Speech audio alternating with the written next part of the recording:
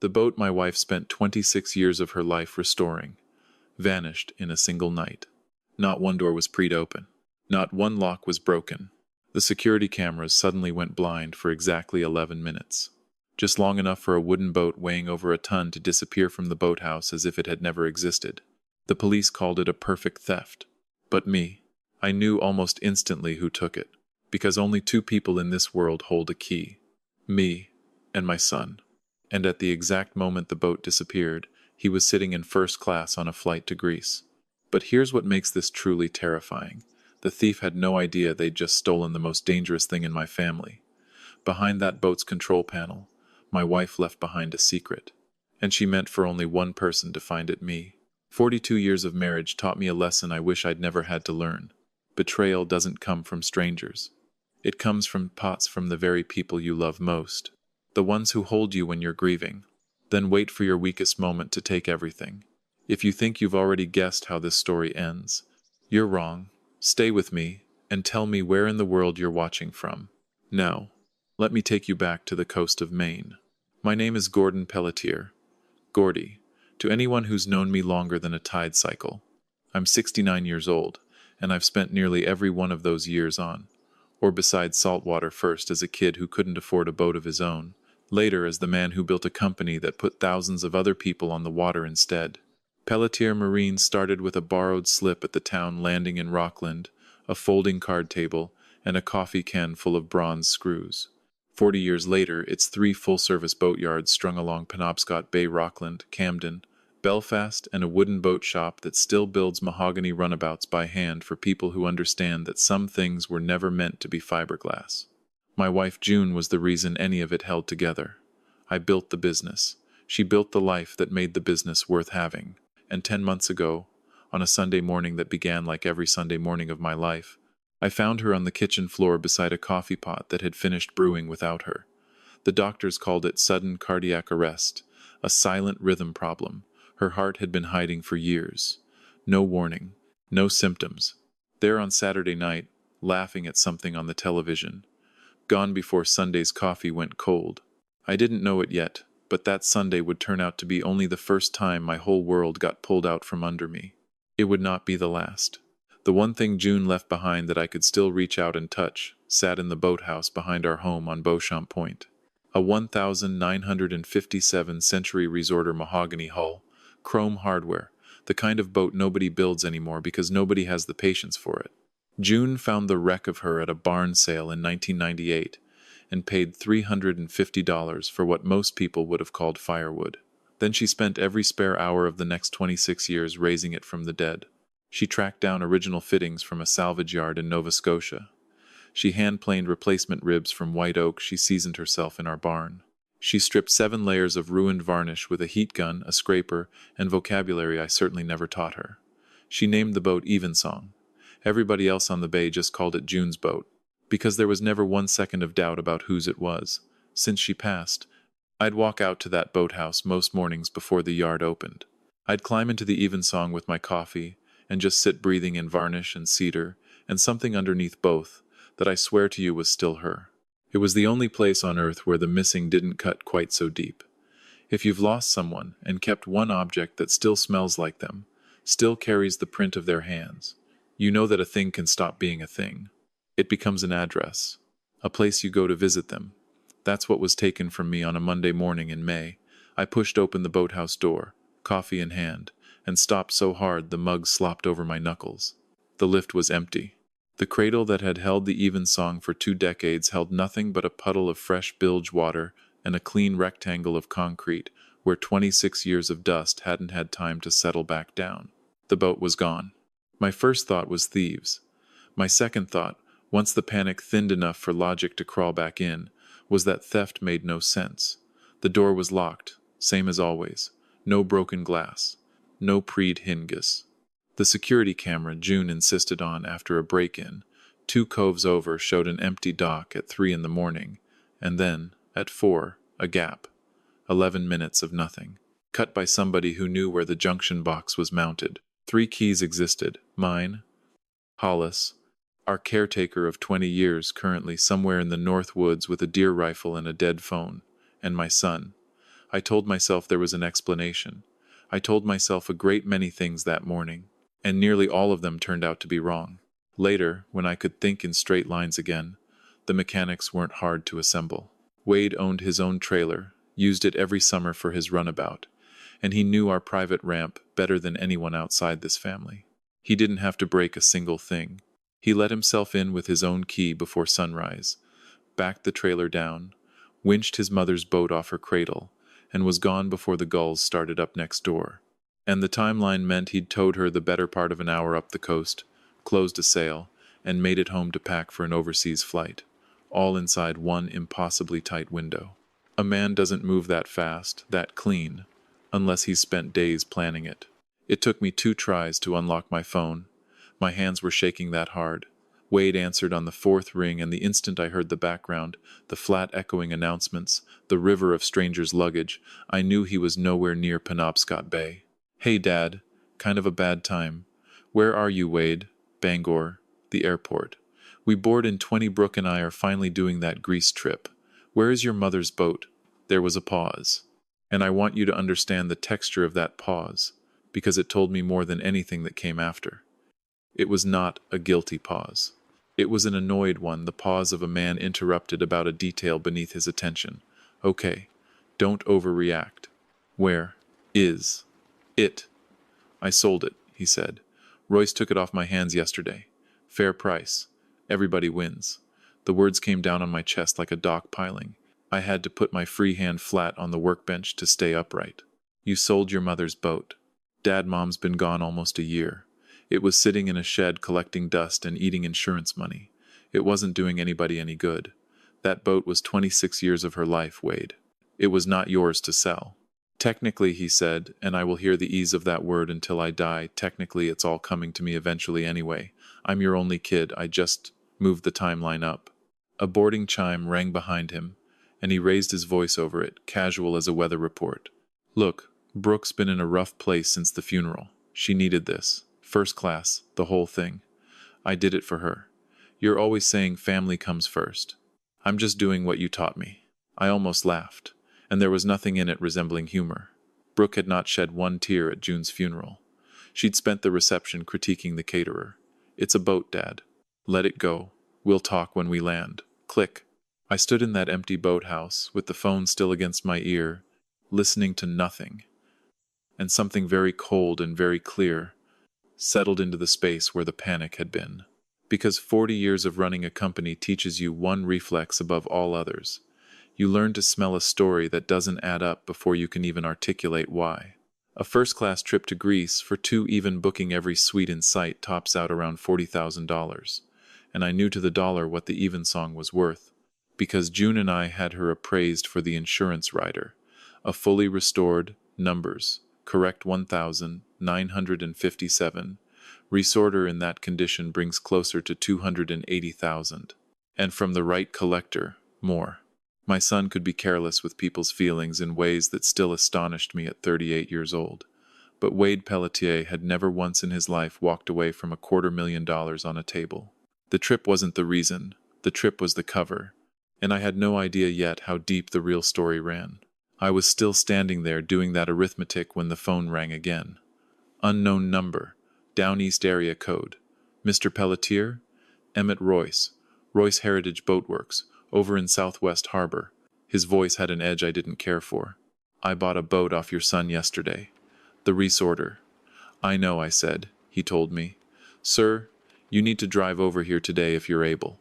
There's something your wife left inside that boat, and I believe you need to see it before I so much as touch her again."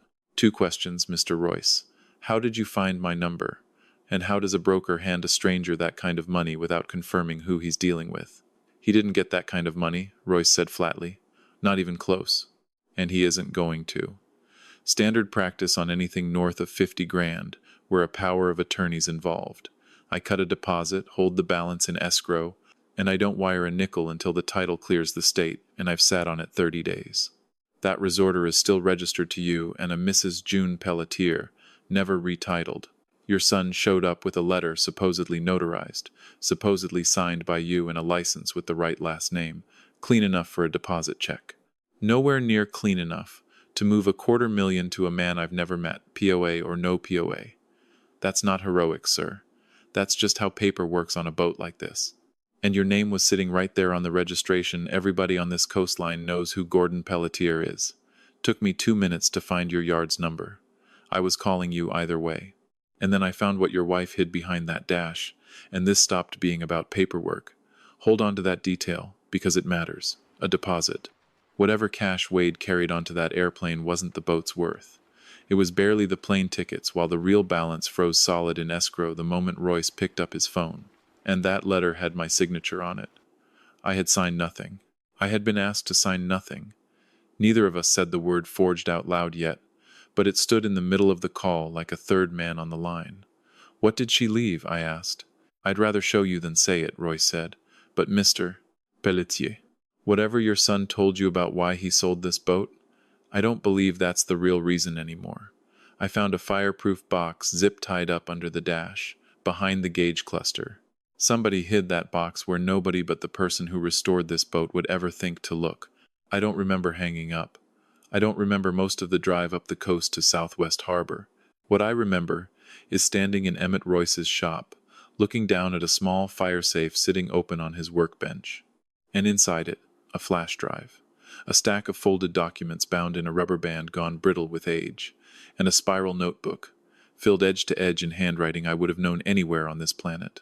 June's handwriting. Nearly didn't call you, Royce said, rubbing the back of his neck. Figured it was old paperwork. Then I read the first page. I picked the notebook up with hands that were not entirely mine. The first entry was dated a little more than 2 years back, long before the Sunday I found her, and the first line read, "If anyone but me is reading this, something has already gone wrong, and Gordon needs to know everything." I looked up at Royce.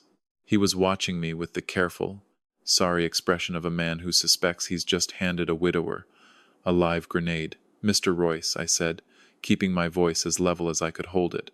"Hold this boat. Don't sell her. Don't move her. Don't lay a rag on her. I'll pay whatever it costs to keep her exactly where she sits." "Sir," he said quietly, "I'd already figured that much out." He nodded at the notebook in my hands. "Whatever's in there, I hope it's not as bad as it looks." It was worse.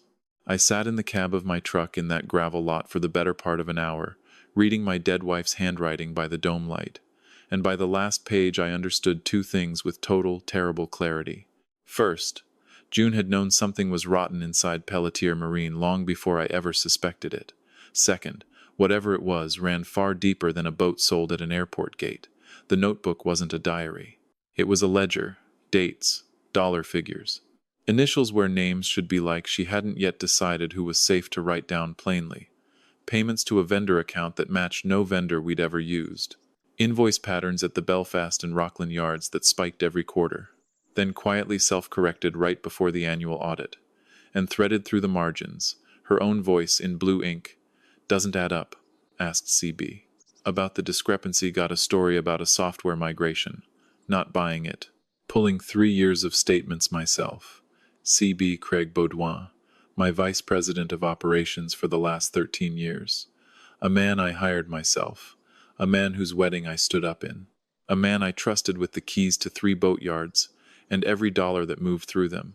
And then the final entry, dated 11 days before June died. Found the wire transfers, Nassau accounts. This is not Craig acting alone, there's a second signature on the authorizations, and it isn't his. Telling Gordon Sunday, everything's on the drive, whatever happens, don't let this die with me. I read that last line 4 times before my eyes would accept it. She found it. She found all of it, days before her heart stopped, and she never got her Sunday. And whoever owned that second signature had spent 10 months behaving as if the money and the silence were theirs to keep. My phone had 1 bar of battery left when I called Nadine Frost, my attorney of 2 decades and the closest friend June had outside this family. Nearly 9 at night. She answered on the second ring, the way she always has for me. I told her everything: the empty cradle, the airport call, the lockbox, the ledger, the initials, the second signature June never lived to name. The silence on her end went long. And when Nadine finally spoke, her voice had gone flat and careful in the way it only does when she is genuinely frightened. "Gordy, listen to me very closely. Do not call Craig. Do not call Wade. Do not breathe a word inside that company. Get that flash drive to a forensic accountant I trust before the sun comes up. And let's learn exactly how deep this goes before anyone gets a chance to shred a single page. Nadine, if June found this 11 days before she... I know exactly what you're thinking, she cut in, gently. Don't go there yet. Right now, we can prove one thing. Your wife suspected fraud. So we get proof before we get angry. Angry gets you sued, Gordy. Proof gets you justice. I sat in that dark truck a long while after we hung up, the notebook on the passenger seat like something that might still speak if I waited politely enough. Across the water, the lights of the harbor came on one by one, and somewhere over the Atlantic, my son and his wife were 35,000 feet up, drinking champagne on a dead woman's boat money, with no idea that the ground back home had just opened underneath every single one of us. I didn't have a name yet for that second signature. Only a feeling in my gut I was praying to be wrong about. I was not wrong, and the person who'd actually moved the largest sums out of this country would turn out to be the one nobody was watching at all. By the second morning, I had a name on a spreadsheet where a signature ought to be, and I still could not make my eyes believe it. Nadine's forensic accountant, a precise, no-nonsense woman named Dana Whitcomb, met us at 7 a.m. with June's flash drive loaded onto a laptop that never left her reach, and inside 3 hours she had laid out, in cold and undeniable arithmetic, exactly what my wife had stumbled onto. For roughly 3.5 years, money had been siphoned from the Belfast and Rockland accounts through a shell vendor called Penrose Marine Supply, a company that existed nowhere on Earth except on paper, and in a bank in Nassau. Craig Beaudoin's authorization sat on nearly every invoice, and on the wire approvals, the ones our own controls required a second executive signature for above a certain amount. There it was, plain as a channel marker on the screen. Wade Pelletier. Dana watched my face the way you watch a man standing too near an edge. Not unkindly. He's held signing authority since his regional promotion 4 years ago, she said. Mr. Pelletier, before you leap anywhere, a signature alone doesn't prove knowledge. Plenty of executives sign whatever's put in front of them. My son reads everything, I said, and my jaw ached saying it. He negotiated the distribution schedule on his own trust fund at 26. Wade Pelletier does not sign what he has not read. Nadine's hand landed on my arm. Then we confirm it beyond argument before one more word is spoken to him. If he's guilty, we do this right. If somehow he isn't, we protect him. Some small, stubborn corner of me was still hoping Dana was wrong. That corner got smaller by the hour. She spent that day and most of the next tracing money, and the picture that assembled was worse than greed. It was patience. Fraud committed slowly, knowledgeably, by someone who understood our accounting because I had personally trained him in it. Small skims at first, write-off sized, rounding error sized, then bigger, once no one came looking. The final trace total, just over $1.8 million across 3.5 years, funneled through 2 Penrose accounts, one controlled by Craig Beaudoin, and one owned by a holding company registered to a Portland address that took Dana a full day of digging to pierce, because it traced back not to my son, to Brooke. Dana slid the printout across the table without a word for a moment. Your daughter-in-law formed that entity herself 18 months ago. Registered agent, filings, fee schedule, her signature, her structure, and Mr. Pelletier. Hers is the account that moved the largest transfers offshore. I sat back and let 10 years of family dinners rerun themselves in the new light. Brooke steering every conversation toward vacations we all deserved. Brooke mentioning always just casually enough how tight things ran on Wade's salary, a salary I knew to the penny. Brooke crying at June's funeral for precisely as long as it took the room to notice. And not 1 second past it. I had assumed, God forgive me, that if rot ever reached my family, my son would be the architect and his wife the decoration. I had it inverted. She wasn't the frosting on this scheme. She drew the blueprints. Wade and Brooke landed back in Maine on the 5th day tanned, jet-lagged, trailing duty-free bags, and not the faintest idea what was waiting. I asked them to the house that evening. Told Wade I wanted to talk about the boat.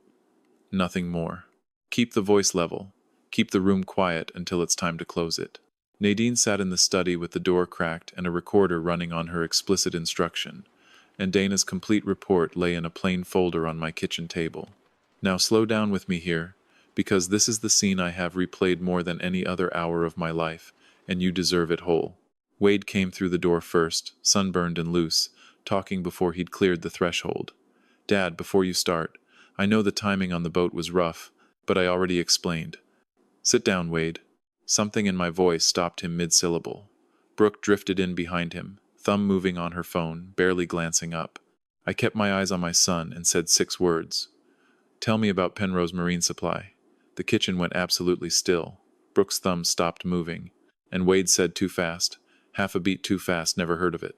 That's interesting, I said, because your signature sits on 11 wire authorizations moving company money to a Penrose account in Nassau. $1.8 million, give or take, across 3.5 years. Dad, I sign 100 documents a week. If Craig slid something into a stack, don't. It came out harder than I intended, and I let it. Don't you dare make this about Craig's paperwork. Your mother found this, Wade. Before she died. She wrote it all down, dates, amounts, initials, your initials, son, sitting right beside his. She was planning to tell me everything on a Sunday morning. I let the silence carry the rest of it. The same Sunday morning I found her on this kitchen floor, 10 feet from where you're standing. She never got her Sunday. Her heart went first. Brooke's face had drained to the color of old sailcloth. Wade's mouth opened. Nothing came out of it. And the second account, I went on, steadier than I had any right to be. The one that received the largest transfers. That one isn't Craig's at all. It belongs to a holding company, formed in Portland, 18 months ago. By you, Brooke. I want you to understand something about that moment. I have negotiated boat-building contracts worth more than my son's entire net worth without my pulse moving. In that kitchen, watching my daughter-in-law's composure come apart in real time, my hands were shaking so badly I had to press them flat against the table just to keep them still. Dad. Listen, Wade started. No. I stood, both palms on the wood. I will not hear one more lie spoken in this house. Your mother spent 26 years bringing a boat back to life with her bare hands. And you forged a power of attorney to sell it in an afternoon, to buy plane tickets, with money you'd already been stealing for 3 years before that. Get out of my house, both of you. My attorney will be in touch. You can't just, I started this company with a borrowed slip and a coffee can full of bronze screws, Wade. I can absolutely just. They left. And I sat alone in that kitchen for a long time after the door shut, listening to the quiet the way you listen to a wound, to learn how bad it actually is. I believed that confrontation was the hardest hour of this story. I was wrong about that too. The hardest hour was still 3 weeks out, and it would come from Craig Baudouin's mouth, not my son's. I faced Craig on the 6th day, in his own office, Nadine beside me and Dana's full money trail printed and sitting on the desk between us like a drawn weapon. I braced for denial, for anger. What I got instead was something closer to relief, a man setting down a weight he'd carried so long his shoulders had forgotten level. He couldn't meet my eyes. Your son came to me 4 years ago, he said, fresh off the promotion, bitter about the salary, about being handed a title without the money he figured came with the last name. Brooke had expensive taste, and Wade had a chip on his shoulder the size of a keel. I told him it wasn't my problem. He came back a month later, with the shell vendor already designed. Penrose, said it'd stay small, said nobody would ever look. He dragged both hands down his face. I should have walked into your office that same afternoon, Gordy. God knows. Instead, I let him talk me into a percentage. And once you're in something like that, there is no clean door out. It only locks from the inside. My wife found it, I said, and let that sit in the room. 11 days before she died. She was going to tell me on a Sunday. She never got the chance. Craig's face went white as new canvas. I didn't know that, he whispered. Gordy, I swear on my kids I did not know June had found anything. Did Wade? The silence that followed was the longest of my life. I don't know, Craig finally said, but I'll tell you what I do know. The transfers sped up, about 3 weeks before she passed. Bigger. Faster. I chalked it up to plain greed. Now I lie awake wondering if he'd realized his mother was getting close. I would like to tell you that sentence did nothing to me. That would be a lie. I spent that entire night, and more nights since than I'll admit, turning one question over and over. Did my son watch his own mother start pulling the thread of his fraud, and choose to speed up instead of stop? I have never once landed on an answer I can live with. and I've made a bleak kind of peace with the fact that I probably never will. If you've ever held a question like that about someone you raised, you know it doesn't want an answer. It wants a tenant. It moves in. Dana's full forensic report reached the U.S. Attorney's office on the 9th day Nadine's call, the moment she saw international wires. Fraud that crosses an ocean doesn't stay a county matter for long. She'd already frozen every company access Wade and Brooke held, cut them from the corporate insurance, and begun the process of removing my son from the family trust and, in time, from my will. Craig resigned before I could fire him, and cooperated from the moment the first subpoena landed, which, Nadine told me flatly, was the only thing standing between him and a sentence twice as long. Wade and Brooke hired a sharp young litigator out of Portland, who spent about 1 week arguing the whole affair was an accounting misunderstanding inflamed by a grieving father. That argument survived exactly as long as it took federal prosecutors to lay out 11 wire authorizations bearing my son's signature, a forged power of attorney used to sell the Evensong out from under me, a shell company structured in my daughter-in-law's own name, and a dead woman's handwritten ledger, dated days before her death, entered into evidence with a chain of custody running straight from a hidden dashboard compartment to a federal courtroom. 6 months after that Monday morning, the case went to trial, and I had aged into every one of those months. Craig took his plea early, 3 years federal, restitution, on everything traceable to his accounts. At sentencing, he looked at me exactly once, across a courtroom gone dead quiet, and mouthed 2 words. I'm sorry. I believed him. It changed nothing. Wade and Brooke went the distance 6 days of testimony. Dana walking 12 strangers through 3.5 years of wire transfers with a school teacher's patience. And June's notebook, Exhibit A, her blue ink handwriting projected 10 feet tall onto a screen in a courtroom she never lived to see. I sat in the gallery every single day. My son never once turned around.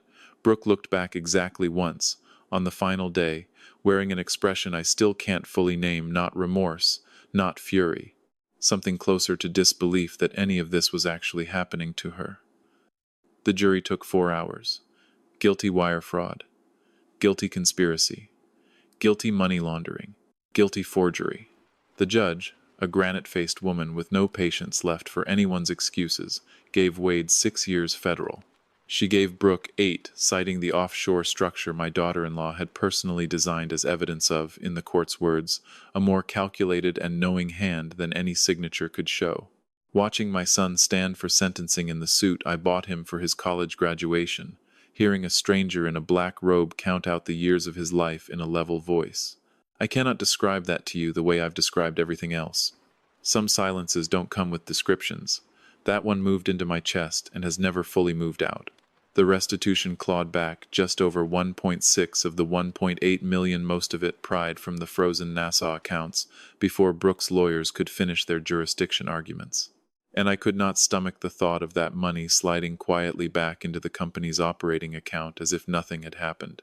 June deserved a better ending for it than that. So with Nadine and a small board of coastal physicians, we used the recovered funds to establish the June Pelletier Heart Screening Initiative, based right here in Camden, free cardiac rhythm screenings at 3 regional hospitals, and research grants aimed at catching exactly the kind of silent, symptomless electrical fault that took her from me on an ordinary Saturday night. Her name is on hospital screening equipment now, instead of on a shell company's paperwork. That felt like the only correct destination for that money. As for Pelletier Marine, the fraud exposed rot I hadn't known to look for, so I brought in outside auditors to comb every account at all 3 yards, and when half the senior chairs came open, I didn't fill them with resumes. I promoted from the docks. Mechanics, yard hands, riggers, people who'd spent 15 and 20 years building and keeping boats instead of managing spreadsheets about them. The company runs leaner now, and truth be told, it runs better. Loyalty measured in decades of sawdust turned out to be worth more than any letterhead ever printed. And here's the lesson I want to hand you before we close, because it's the one June taught all of us without ever raising her voice. The mistake most people make is watching the loud ones, the confident son, the polished daughter-in-law, the executive with the firm handshake. Meanwhile, the person who actually catches the truth is the quiet one at the workbench with a notebook and a pen, who never once stopped paying attention. So here's one thing you can do this very week, and I mean actually do it. if your family runs a business, or if anyone besides you holds signing power over anything you own, order one independent review this year that nobody inside the circle schedules, sees coming, or controls. One outside set of eyes, once a year. June was that set of eyes for us, and she had to do it in secret, in the margins of a spiral notebook. Build the things she had to improvise, and then sit with the question I now keep beside my coffee every morning. In your family, who is quietly paying attention? And who is counting on the fact that nobody is? I want to tell you the story ties off clean. It doesn't, not completely, and I've learned that pretending otherwise does nobody any favors. Wade writes to me from the facility. I have read every letter. I have not yet answered one. I don't know if I ever will, and I've made an uneasy peace with not knowing. Grief and betrayal don't keep the same schedule, and I won't force either one just to hand anybody, including myself, a tidier ending. What I did do, on a clear evening about a month after the trial, was drive up the coast to Southwest Harbor and buy the Evensong back. Emmett Royce had kept his word the entire time, held her through the whole circus, turned down 3 separate collectors, because, in his words, some boats aren't actually for sale, no matter what the paperwork claims. I paid him fairly for the trouble, and I towed her home myself, back to the boathouse on Beauchamp Point, back into the cradle where she'd sat for 26 years before a Monday morning I will never entirely stop thinking about. I go out there most evenings now, same as before all of it. I sit in the Evensong with a cup of coffee, run my palm along mahogany that June's own hands sanded smooth, and I let myself remember her exactly the way she's earned, not as a footnote in a federal fraud case, but as the woman who spent 26 patient years turning $350 of barn rot into something worth protecting with everything I had left. She found the truth before any of the rest of us. She just never got to say it out loud. I like to think that bringing her boat home and putting her name on hospital screening machines instead of losing it to an offshore account is as close as a man gets to finishing his wife's last sentence for her. Never mistake a grieving man's quiet for weakness, and never, ever underestimate what a woman who loved her family enough to build something with her own 2 hands will do to protect it, even after she's gone. Now it's your turn, because I've argued my own choices plenty of nights out in that boathouse. Put a 1 inch the comments if you think I was right to build the case in silence. No warning calls, no tipped hands, just proof. Put a 2 if you think I should have called the police the very morning that cradle was empty and let the chips fall fast. Put a 3 if you think I should answer my son's letters that 6 years is punishment enough without silence on top of it. Because I'll be honest with you, some evenings out there with my coffee, 3 is winning. Tell me where in the world you're listening from, and what time it is there. These stories drift further than this bay ever could, and it moves me every single time. And if you've ever discovered a betrayal folded up inside something that looked, on the surface, like an ordinary family disagreement, how did you find out? And what did you do once you knew? Somebody reading tonight is holding their own version of a spiral notebook, and they need to know they're not paranoid. They're paying attention. If this story meant something to you, subscribe and stay a while. I've got a lifetime of them, and this little corner of the internet only keeps its harbor light on because people like you keep rowing back. Thank you truly for sitting with me tonight. I'll see you in the next one. This is a fictional story inspired by real emotional experiences, fully rewritten and reimagined in Camden, Maine to create original content. Any resemblance to real people or events is coincidental.